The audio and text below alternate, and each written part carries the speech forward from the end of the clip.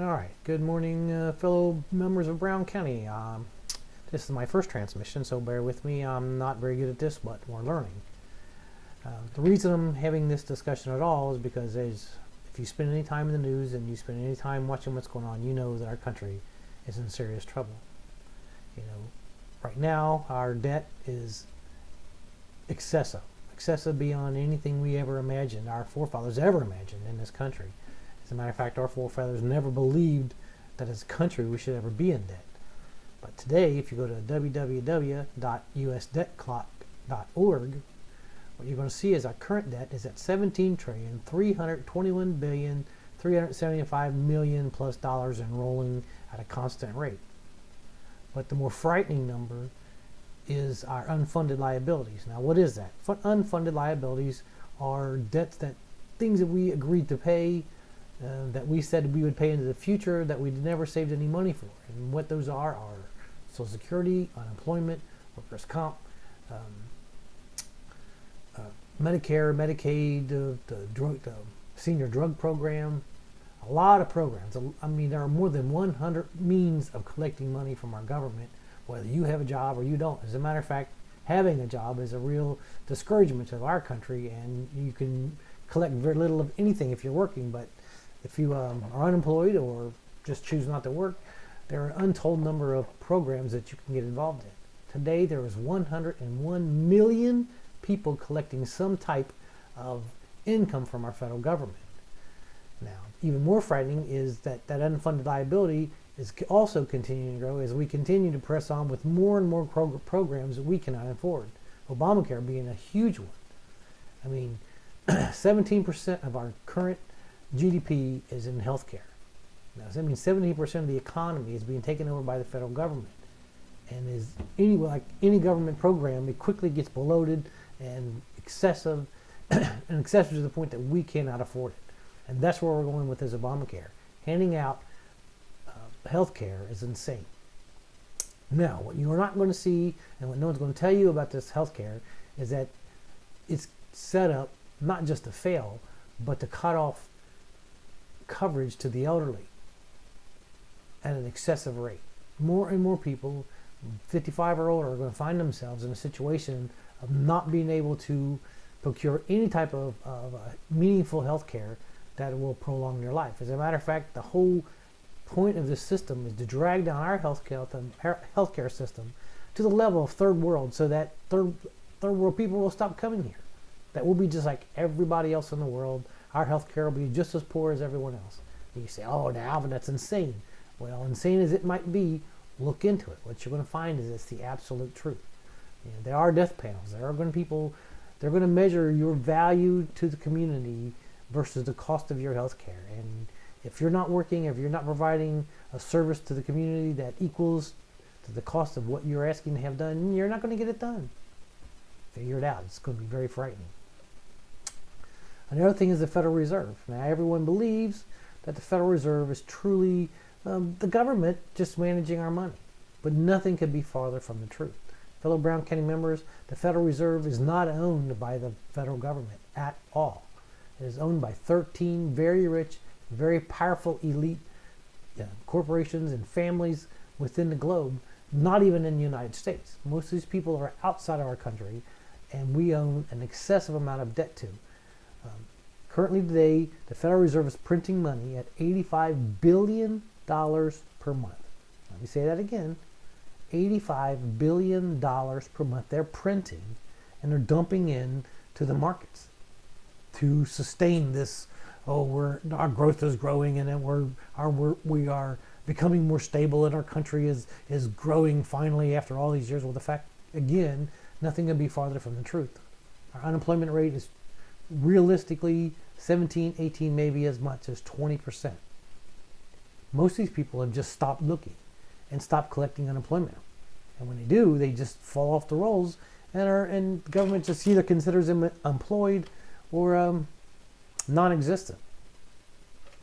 And that's how we get our unemployment rate that's supposedly 7.6, 7.8%. But again, that's total bunk. So we have a banking system, a Federal Reserve banking system owned by private cartel who we are into the tune of $17 trillion plus, and we've guaranteed to pay out $127 trillion in liabilities that we said we would pay, but there's no possible way we could ever meet. So what are we going to do about this? Well, the dollar is going to collapse. I can guarantee you, as I'm looking at you, the dollar is going to collapse. And when it does, this country is going to fall into a depression unlike anything we've ever seen in our lives. And I think the government wants this for a purpose. They want to control us in every means, way, and shape and form. They want to manage our lives so that it meets their expectations. They want to manage what we eat, when we sleep, where we sleep. Just recently, the EPA has set up these new standards on wood-burning stoves. In 2015, they're going to outlaw all the current wood-burning stoves in the country. And they say, well, why would they do that? Oh, this particulate matter they claim is harming the atmosphere and harming our air. It's all bunk, folks. It's all lies. It's, again, about controlling you. They've closed down all the coal-fired plants in this country, including one in Texas that was ready to go online this summer. $3.5 billion invested. It's never going to open because the government says we don't want coal-fired stoves or coal-fired energy plants. Now, coal produces 50% of the energy in this country. So what's going to happen? Well, rates are going to skyrocket, first thing, through the roof. And then these remaining plants that are going to have to pick up where the coal-fired plants have closed down, they're going to find themselves stretched and stressed to the max. And there'll be periods of time going into the future where power will not be available in the rural areas. And I'll tell you why. They want you to move out of these rural areas. They want to force you into inner cities, like for us, inside the 275 loop, where we can be easily managed, watched over at all times. And so the whole thing of stopping wood-burning stoves is to eliminate your ability to stand on your own. You know, in the wintertime here in Ohio, if you have no heat, you will not survive. You will die. You understand? Also, water is becoming a true commodity. All over the globe, water shortages are everywhere. And our current president is selling trillions of gallons of our purified water to China. While at the same time, out west, there are water shortages everywhere. Now, why would he do this? You think this is just by accident? I tell you no. Absolutely not by accident. This is deliberate. This is to leave the American people in serious trouble and force them to reach out for the government to help them. So where do we turn?